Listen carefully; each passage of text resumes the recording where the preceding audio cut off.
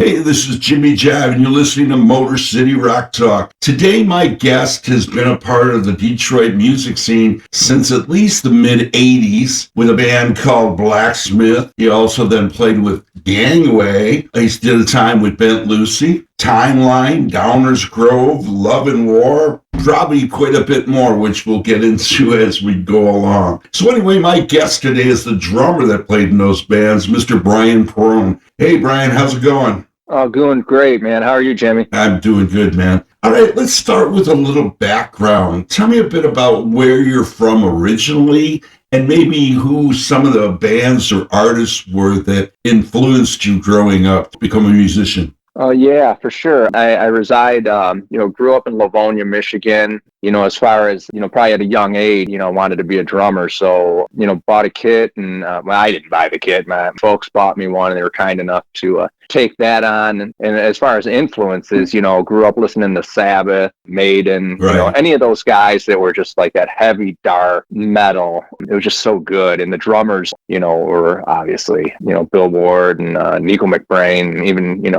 all those guys were just great players and easy to look up to. And the music was so heavy too. So it drew you in, as a kid. What made you want to play drums specifically, though? It's funny. I had a neighbor. It was a buddy of mine, but his neighbor actually was always playing a kit. And I remember, when we'd hang out at his house, he'd be playing to what we did back then is, this big stereo speakers, and he'd play along with records. And I remember he was always playing that Kansas tune, Carry On. And I thought, man, that sounds so great. And I ended up buying, like, the first kit I bought was from him. And yeah, it's just kind of funny, something small, like just listening to, he was a teenager and I was just a kid, but I was thinking, man, who is this guy? He's great. Yeah. And that just was my introduction for sure. Now, how did your parents feel about you playing drums? I mean, it's a loud instrument. Wouldn't dig that too much as starting instrument. No, they're super supportive though. They were just kind of, that being said though, we had a basement, so they kind of just put me down in the basement. It was like, go nuts, shut the door, and and that was it. But they're very late, hands-off parents. They kind of let us kids do what we want and just discover stuff. And they were just really good in that way. Yes. And it allowed me also to, as I got better, they were very open to having obviously band practice at the house, because it's hard to lug a drum set around, especially when you're a teenager. Yeah. And then it allowed older kids that could drive to come jam, and then it gave me an opportunity to play with kids that were better, older. Mm-hmm. So was Blacksmith your first band, or did you play with anybody before that? They were my first real band. I was probably 16 at the time, and I remember they were probably about maybe 4 or 5 years older. And I remember I answered an ad, like at the music store, you rip it off, and And then they were two brothers, Ronnie and Randy Smith. And I remember my mom opening the door, and these guys were like, they had the long hair and the leather jackets and the studs. And they were like, my mom was just like, what? But yeah, they were cool, man. They, I tried out for them. They brought me on and kind of allowed me to, cut my teeth, playing metal in the bars. They were my introduction into getting into clubs like the Token at a young age of like 16 years old, playing those type of clubs and Blondies and, anything. How did you get in there at 16? Back then, it was so much more relaxed. But as, the band grew and we started venturing out, I did discover, like we'd play like the Rit, and they were more tighter on the age. I remember, us not being allowed to play there because I was too young. It was a shame. But Blondies, that was fine. Token, that was fine. Because they would just turn an eye, because everybody else in the band was older, and I just, the drummer just kind of is in the shadows, don't make a lot of noise, just get up there, do your thing, and that's it. Blend in with the crowd. So how long were you with the Blacksmith? We were probably together probably a couple years for sure, a few years. And it's crazy because at that time, as a kid, your biggest concern is like who's going to be at the next gig. It was so like you have zero responsibilities other than creating that next song. It was just so it's a time in your life where it's pure magic because you have no idea. And you think you're going to get discovered at the next gig, and it's so magical. As a kid, you have no idea. Everything's so electric. Every gig, every stage, and you're meeting so many cool people, so many friends, and just learning what it's like to, you don't even realize you're doing it, but you're networking, and you're playing with other bands, and it's just, opening more and more doors. And that's like in anything in life. It's just pretty great. Now, what's the story about some tape or something that you had that somebody found and stuff and ended up being put out in a label? Yeah. So we recorded a few different times, on like 8 tracks and 4 tracks and this and that. And we put out like back then set, and we'd mail them out through Jam Rag and just wherever we saw people. And somehow a cassette made it over to Italy. And about a year and a half ago, Ronnie Smith, the bass player, contacted me. He messaged me. He said, "Hey, Brian, check this out." And then somebody had messaged him and said, "Hey, your album, Blacksmith, has an album out." And, he sent me the link. And it was this record label called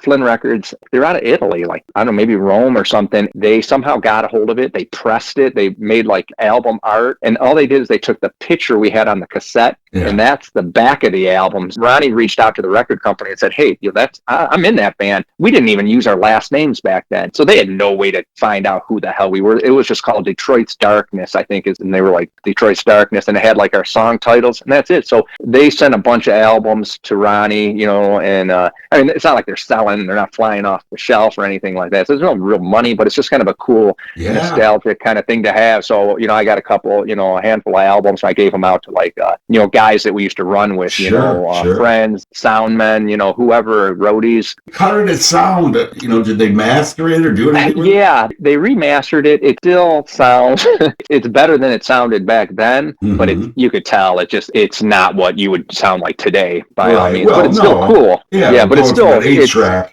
Yeah. But it's just cool to put on a piece of vinyl and say, "Man, damn, that was us," however many years ago. Are you planning in any way of like maybe transferring it digitally and putting it out on, I don't mean out for sale, but maybe on Spotify or on some site somewhere? It's funny you say that because there's a few bands that I've been in, and with each of those bands, we've talked about it, like me and say 1 or 2 of the other band members, and said, with today's digital format, why not? Because music's meant to be shared. Yeah. There's so much good music, out there. Like I discover stuff almost daily, and a lot of it's local. And I think, my gosh, there's so much talent out there and so much good music. But yeah, why not? Because then it's out there and people will be like, "Oh yeah, these guys are cool." Or some people may say, "I remember these guys." Because Robin told me you guys were heavy as hell. And, and we're right up there with Seduce and all that. And I'm like, wow, I'd love to hear that. But I knew you guys hadn't put anything officially out, other than, like you said, the cassettes and all that would have disappeared over time. For sure, yeah. All right, let's get into the next thing, which is Gangway, your first rodeo with Gangway. Now, is this the same Gangway as far as the members that you're with now, or who changed in that? Yeah. So the original Gangway was actually, so it was a guy named Jimmy Weigel, who's still in the band, a guy named Dave Storm, same, myself, but at the time we had a singer named Angelo Ganos. He's no longer with us, but he was like a front man that I remember. I didn't know him.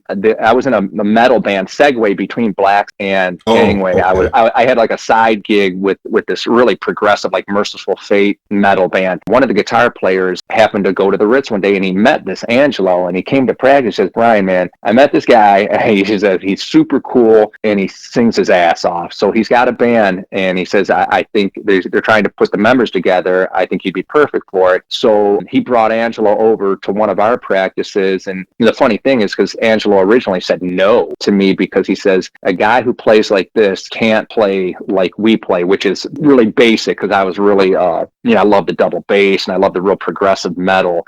But Kirk and me were tight enough and friends. He had talked to Angelo and said, "Yeah, he can. You just got to tell him this is the drummer we're looking for." And so he did, and I was like, "Yeah, hell yeah, let's do it." And so these guys were like that. Professionally, they opened way more doors because that music was more mainstream. They were like that Guns N' Roses, that's what was coming out at that time. Right. And this Angelo was very much Axl-esque, as far as, but I think cooler, He, he looked the part, he sounded the part, and and we had a lot of traction right away. So got the good gigs, opened up for all those, bands like Vane and Bullet Boys and, whoever was hot coming through those clubs like Harpo's and the Ritz and New York, New York. It was just a good time to be in that kind of music. Was this guy, did he go on later and do a little stint with Seduce? Is this He did. So we used to gig with Seduce, and I remember Seduce was with IRS, I believe, and they got dropped, and then they were shopping somewhere else, and I think the label, they wanted them to have a full band. They wanted a front. Right. And so I remember we played at a bar, I think it was called Harris Bar, somewhere in Detroit, and we opened up for Seduce, and that at that time, actually, we didn't realize it, but Angelo was actually trying out for Seduce. We found out after the fact, and then he ended up leaving, and we ended up getting a singer named Brian Bennett to replace him when Brian was great. He fit the bill. Angelo went to do, he did a few months with Seduce. That never panned out, unfortunately, for them. But I mean, Seduce, I love Seduce. And I love the original Seduce. Like, and it's a shame about Dave Black, too. I know he's loved in the Detroit, Detroit royalty. I mean, it was sad to hear of his passing for sure. But Seduce, had a good run for sure.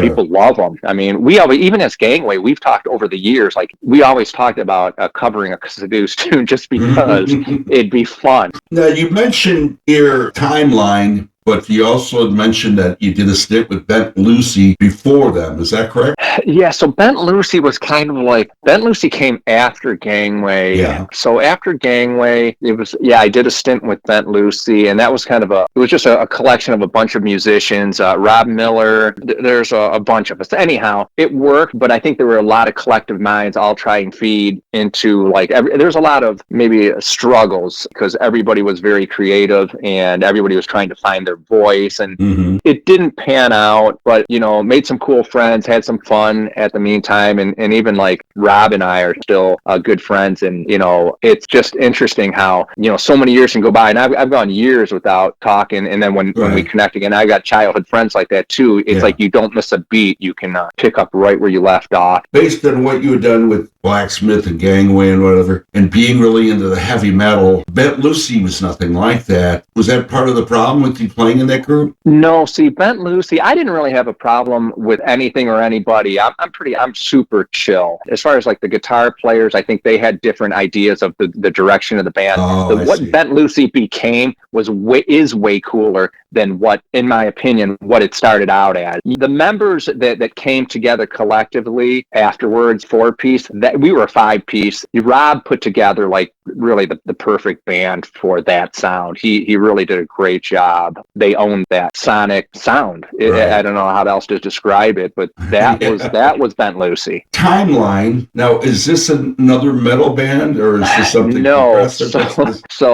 When Bent Lucy, was starting to dissolve, I left and I was with one of the guitar players from Bent Lucy, Jimmy Linton. And so we formed a band called Timeline. We had a guy named Danny Grimm, who was a bass player, fantastic. Like if you're in the scene, you probably ran into him at some time or another, but he's kind of like, he plays a Rick. He's very Geddy Lee meets something. I don't know. He's his own thing, but he's super cool. He's got a great voice. So us, and then we had a young guitarist. I don't know. We were just a 4-piece, but we were more progressive. We were just like pop rock, kind of, progressive pop rock. Okay, well that's cool. There's nothing wrong with that. Yeah, no, not at all. But it was short-lived, and then it's really weird because it gets all fuzzy around here because I know Rob was kind of like a brainchild of something called Vietnam Prom, which that went on for a few different years, kind of on and off, and it was like floating band members, it was super cool. So we would get on stage and we would improvise. There was a guy named Gray that was the singer, just a really charismatic, just real big dude. I think he resided in Ann Arbor, but he was kind of like, he was the front man, but we were just an artsy improv, metal, psychedelic, almost drug-induced sound. And, I know of some of those shows. Where Rob would tell me, people would come up to him afterwards and go, wow, I really like that one song. Are you going to do that the next time? And he'd go, nope. We don't do songs over again. And I thought that Yeah. was brilliant myself, and the fact that you guys could get up there and, just mash it up and be so good, because I've heard so many recordings of it. And not only the music, but the scene, the scenario, everything going on. From what I've seen and heard, it was just mind blowing. How long were you a part of that, or how many shows I was did you do probably with them? on and off for maybe a year or two. There was another drummer, Super B, Brian Mm-hmm. Smith. And now I don't want to like time jump, but Super B was a drummer in that band as well, Yeah. and as myself, so we could swap back and forth, which was cool. We could both play drums at the same time, and so in not jumping ahead, but I perform and write music now and sing. And in Mm-hmm. my band is Brian Smith, Super B from Vietnam Prom, and he plays in a bunch of other bands Yeah. also. But he Yeah. is just a real talent, man. He is Yeah. And a he's showman solid. too. Oh gosh, yeah, he's pretty awesome. I mean, if you know him and seen him play, yeah, you Yeah, know. absolutely. Now, up to this point, other than that Blacksmith cassette that somehow got, put on vinyl, did you record it with Gangway at that time, or just later Oh on? yeah. No, we did. We recorded a bunch of stuff, but we never pressed it, which is crazy. So it's really funny because we even talked about releasing, because since, like, I mean, I know this is a lot of jumping around, but Okay. because I'm in Gangway now, like Mm-hmm. 100 years later, pre-COVID, Jimmy had the guitarist, one of the guitarists, so it was Kirk Fix and Jimmy Weigel, and the band went out to LA. I ended up staying behind because just things were changing, and I knew like grunge was starting, and so they were moving out that way. I just didn't feel like it was the time, and so I stayed back. But they made a run of it for a little while. They replaced me. They ended up staying out there, most of them. Mm-hmm. Jimmy made a living out there. He worked for all kinds of companies. He worked in the industry. And about, gosh, man, I'll bet you it was pre-COVID. He was doing a stint with him, and George Lynch played a lot together.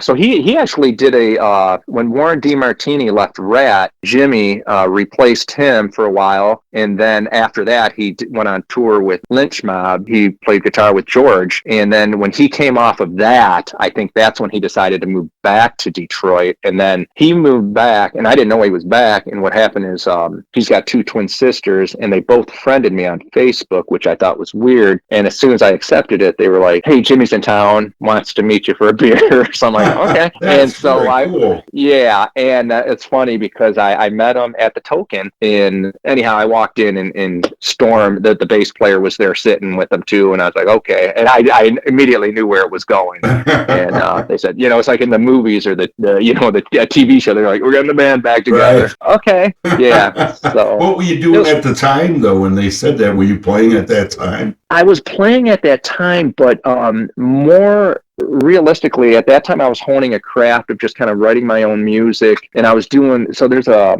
blues guitarist out in Ypsilanti, Steve Summers, and I become friends with him over the years. So I started, I don't know, a while back, I bought a piano and kind of self-taught, and I started writing and singing and just, doing open mics, just trying to hone my craft. And it would have Steve Summers play the guitar on it. And I'd have a couple hired guns. I'd say, hey, who do you know that could play bass? Or I'd even have some other drummers play the drums on it, because I wanted to see a different take Mm-hmm. at it, and so anyhow, when they reached out to me, I thought, yeah, this is refreshing, because I hadn't been behind a kit in a few years, Right. like with a band. So it was welcome, and I was like, hell yeah. So it was good to kind of knock the rust off and get back at it. Now, this thing you're talking about with the piano and all that, you say yourself a lot. What kind of music are you talking? Are you talking lounge music, piano bar music? What kind of music were you writing? Well, at the time I was writing, because I didn't know any better. I used to hang out. I went through a phase where I really, and I still do, like jazz. So I was hanging out at like Baker's Keyboard Lounge down in Detroit a lot, and I struck up a friendship with this guy named Charles Bowles. He was the house pianist there, like on Tuesdays and Wednesdays he was there. So I kind of watched him and this and that, and actually he had showed me a few things here and there, kind of just self-taught. And then, but what I play though, I learned like those old tunes from like the 40s and 50s from the crooners, like the Dean Martin, the Sammy Davis, Frank Sinatra. That's where I cut my teeth. But now I write stuff like probably maybe the National meets Morrissey, like the Smith, that's the kind of stuff, because I sing, I'm a baritone when I sing, so it just kind that's kind of where I lean into those type of singers and that type of sound. That's awesome. It's not too often you hear a drummer deciding to become a piano player and stuff, but it's good because now you've already got the built-in rhythm part of it. Now you just got to figure out your fingers. You're doing a lot of like chord playing, or do you do solos? Well, like, so I can play, I was playing live by myself for a while. Now I've got a guitarist that I play with. So sometimes me and Dave will do a show together, or I got a full band where, I got a guy named Craig Dominiak who plays bass. I got Super B Smith on drums and Dave Zelniak on guitar. So the four of us are a solid four-piece, and I'll play keys, and, it'll either be a piano or it'll be set to a synth. And we'll play, clubs, breweries, wherever. I've got a few shows in August. I got one at Smalls coming up, and then one out in Ann Arbor at an outdoor festival at a place called Moonwinks. And so I guess my point being is it's nice to be able to flex both of those muscles, because I think they feed two different cravings. Yeah, absolutely. Yeah. Okay, let's go back again. Downers Grove. Now, I had heard of this band, but I don't really know the music of it. What kind of band was Downers Grove? Downers Grove was like, I feel like almost ahead of its time. It came out, we came out right when like all those bands like Soundgarden and Pearl Jam, all those guys were coming out. We were coming out too at the same time. Our guitarist was Kevin Motley. He was in a band called One Man's Trash. Super cool dude. So, and then Tim Krukowski was the bass, and then John Haidt was the singer, and then I was the drummer. But everything was kind of like Tool meets Soundgarden. It was meets Godsmack, pre-Godsmack, pretty heavy. It was heavy, because I remember when we had just kind of, by the time we were done, Godsmack was just starting to come out, and I thought, are you kidding me? We would be on this exact same playlist, probably the same bill. It was very heavy, syncopated. It was a good band. We probably missed the mark. I've got friends that say, man, you guys really, if you guys would have stuck together. Now, did you record with Downers Grove also? Yeah, so we do have, and Kevin's no longer with us, but I've talked to Tim and John on several occasions, and we've talked about, the possibility of, like, this stuff should be out. Right. It really should be. Just, it's going to take one of us just to do it. And if as a musician, we're our worst enemy. I don't know why we procrastinate, but it must be in our nature. Yeah, it's really good stuff. We have we put out one 4-song set, could be remastered and put out, no problem. It was done at Studio A, studio in I think it was on Ford Road in Beach Daily or something. Yes, and that it is. I know where the studio is. And then the other one, I don't even remember where we recorded the second one. Man, my brain is, I don't even know, man. Were you selling those or just handing them out at shows? No, just kind of handing them out. We may have tried to sell them. I don't even know. Something, I think we may have recorded that other one out at a friend of ours' house, this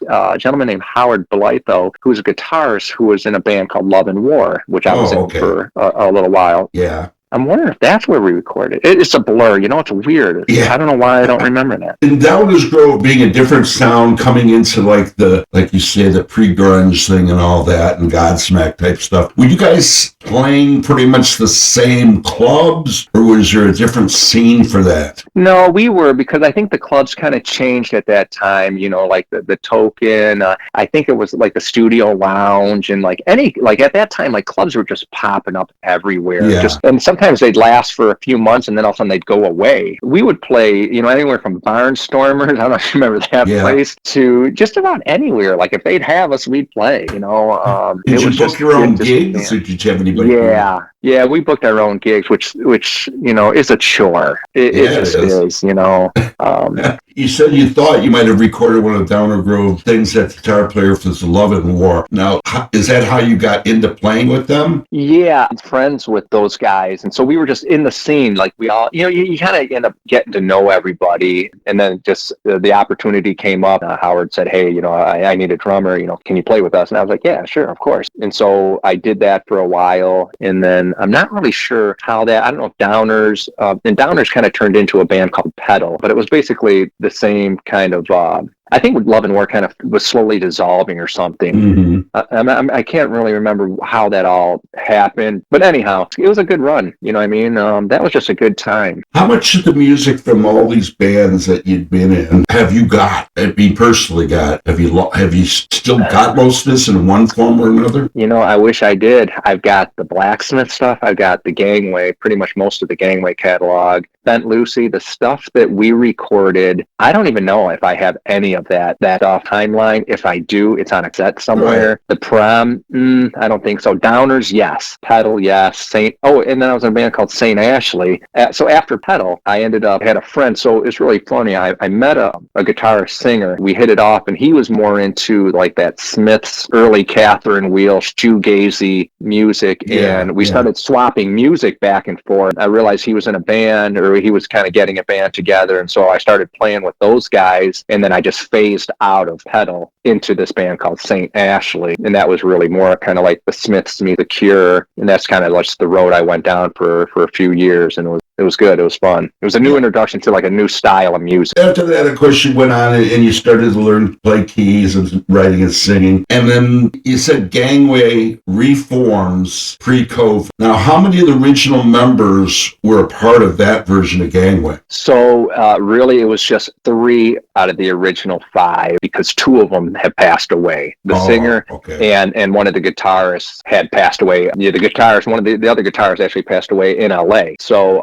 when Jimmy came back, you know, it was just the 3 of us were the last 3 original. We found a singer, Dave James, who was just a childhood friend and an old roommate of Dave Storm, the bassist. It instantly clicked. I mean, the guy is just like top notch. So that was that, you know, and it was just kind of like immediately, you know, we just knew, yeah, this feels good, you know, and it was like putting on an old pair of shoes, you know, everything felt right. You know, if somebody goes left, we all go left, and you go right. You know, everybody zigs and zags at the right time. Everybody knows their parts and are very comfortable. Right. That's important. Yeah. That's important. Yeah. So other than doing your keyboard project, is Gangway out playing yet? Are you doing any gigs? Have you got recordings in the future or anything? Yeah, so we've done some gigs here and there. They'll just pop up. They're very not planned. They come up and then we'll play it and then we'll just go dormant for a while. And like right now we're focusing on writing some new music. So that's kind of where we're at, just writing and recording right now. It works out good because my own band right now is playing out more live and this and that. So that works out pretty good. And actually, I usually, like, I'll write a lot of my stuff, and I ended up recording it with, there's a band called the Blue Flowers. They're pretty cool. They're kind of like, they're in the alternative scene. They're kind of like Mazzy Star meets Metric or something. They're kind of their own thing. They're moody, dark. Kate High-Note singer. She's real dynamic, got a great voice. But Tony, one of the guitarists, so I'll write everything on a piano or a keyboard. I'll go into the studio with him, and we'll track everything, and it just works out good because he works at the Temper Mill studio. Yeah. He's just got a super great ear, so he's a big part of, like, if you listen to any of the music I put out, he definitely puts his stamp on it. It's pretty nice. It's great because in the studio it comes out a certain way, and then when I present it to the band, when we play it live, Dave and Craig and Super B, they take their own liberties to kind of make it sound like we sound. It's everybody gets their freedom, and everybody's happy. It's been a really good chemistry. I feel really blessed. Yeah, you got it all band, everybody puts in their 2 cents and all that. Now, as far as Gangway, I saw that you put out a video a while back. Very cool. Now, where was that shot? How about you? So that video was shot down at the Russell Industrial Center. So we got a friend of ours, Josh Hockey, who did that video, and he's got a gift, so a craft. So we shot the video in black and white. It's a performance video, right, but we shot it at the Russell Industrial Center, and then Josh went into like the Detroit archives and pulled all this footage, black and white footage, and so there's so much eye candy in this video. So if you're from Detroit or if you're from Michigan, you watch this video up to the very end. It has a big payoff at the very end, but it's just fun to watch all the little, if you're from around here, if you're from Michigan, you can't help but to think this is a really cool video. And the song's about Detroit. It's a great song. But it was a really great video. I love the way it was shot. Now, you mentioned that there was another song that you made into a video. What was the other song? Yeah, and he also did it. It's called Ride Hard, Die Free. So it's really anthemic. We put it out actually It was the first video and song I think we put out, and we put it out on the 4th of July, the video, I remember. We were real proud of it, but it's just a rock anthem. Like, it's very anthemic, and it's very, raise your fist and just pump it in the air. It's rock and roll. Where was that one filmed? Or you know, it's crazy. So if you watch it, it looks like it's in a bar. The way he edited it, that's what I'm saying. The guy's got a craft. It's literally, I'll tell you this, it was in our basement. Oh, okay. you can't tell. It's amazing. So when I got done with that, I thought, because I even had people that say, man, where'd you shoot that video at? And I said, at our rehearsal space, in the basement. But it doesn't look like that. I said, I probably saw that one, but I don't remember it. I just been fixated on the other one because of what you said and how it brings up the aspects of Detroit and that. But I want to tell you, I really want to come see you with Super B when you play didn't you say you're playing in August sometime so we play, August 22nd. We play at 8:30 at night. It's an outside gig. It's called Dixboro. So Dixboro is a suburb of Ann Arbor, Michigan. Mm-hmm. So this place is called Dixboro Moonwing Summer Days Festival. So it's August 22nd. There's bands play all day. There'll be like food trucks and all kinds of stuff. It'll be very family friendly too. But we perform at 8:30. You should totally come out. And I definitely want to see that movie. Well, Brian, I'm going to let you go. I really appreciate you talking tonight. And like I said, I really look forward to seeing you perform in August there at that festival. And I wish you the best. And, we'll see you there. And I'm really looking forward to, the Gangway stuff coming down. Appreciate you taking the time to do this too, because it's been a pleasure talking with you, taking a trip down memory lane. Yeah. I mean, it's always good. But yeah, definitely. I'll look forward to hanging out with you, on the 22nd, definitely. And hopefully anybody that I don't know when this will air, but if it airs before that, if anybody hears this, come on out. Yeah. It'll be a good time. I promise. Yeah. And other than that, we'll talk soon, but thanks a ton. Really appreciate your time and you taking, everything into doing this. Not a problem, buddy. Okay, Brian, you have a good night, man. We'll talk to you later. All right, you too. Thanks. Bye now.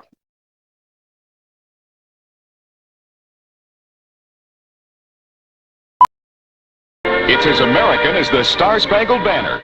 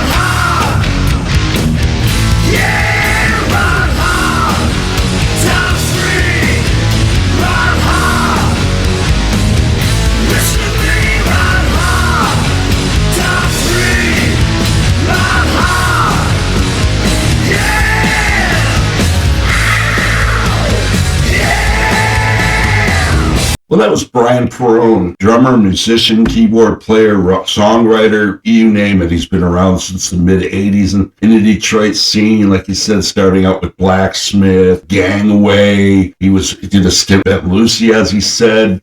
So many different, bands over the years. Like he said, they're going to be playing August 22nd. Well, his keyboard group is going to be playing August 22nd out in Ann Arbor. So if I can get this out before then, hopefully you'll all come out and check that out. It's an all-day fest. Hey, is that old stereo of yours giving you the blues? Maybe the receiver has a blown channel or the turntable just doesn't work right. Well, then you should visit my friends at 7 Grand Audio Service. They've been in business for over 40 years, located at 25642 7 Mile Road in Redford. The owner, Dash, and his assistant, Harry, can fix just about anything. I'm talking about receivers, tape decks, turntables, EQs, power amps, and yes, guitar and bass amps. The phone number over there is 313-533-3635. Open Monday through Friday, 10 to 6. Check them out and let them know Jimmy sent. Anyway, with that being said, as I always say,